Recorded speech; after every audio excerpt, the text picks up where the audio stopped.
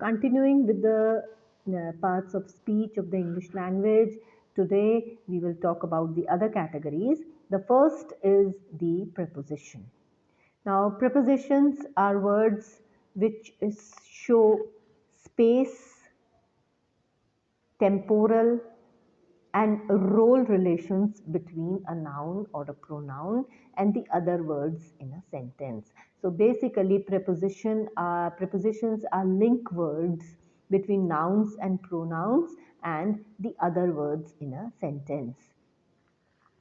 Now, prepositions usually occur in a sentence at the beginning of a phrase which is called the prepositional phrase. Now, the prepositional phrase contains a preposition and its object.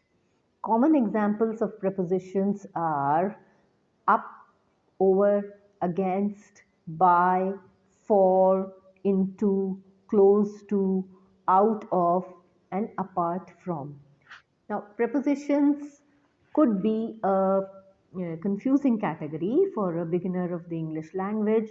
So, I advise you to use these in sentences, make prepositional phrases in isolation, and also try and incorporate those phrases into sentences in order to make the meaning absolutely clear.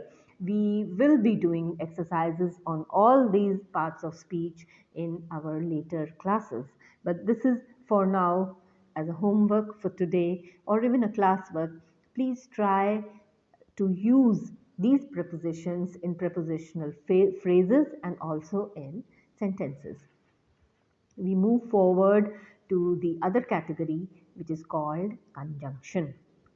Most of you must be familiar with the conjunctions. Conjunctions join words, phrases, and clauses in a sentence.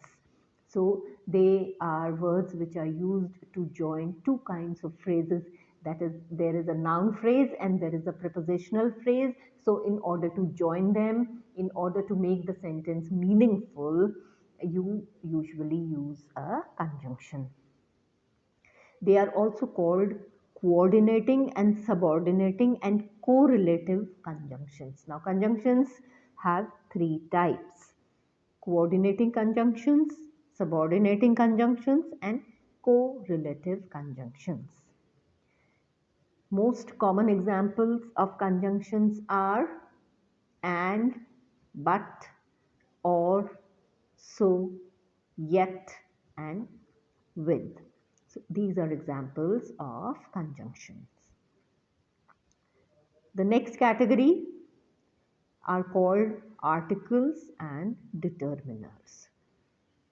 Articles and determiners function like adjectives by modifying nouns, but they are different than adjectives in that they are necessary for a sentence to have proper syntax.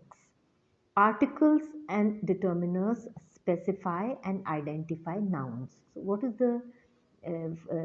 the role of an article in a sentence? It specifies and identifies nouns. Now there are two kinds of articles, indefinite and definite articles. Now the example of a definite article is a, an, and the. These are definite articles, and where an is used before words beginning with a vowel sound and a for words which begin with a consonant sound. Now there are determiners which are called these, that, those, enough, much, few, which, and what. So articles and determiners. The most common example of indefinite article is a and the definite article is the, and determiners are, I again repeat, these, that, those, enough, much, few, which, and what.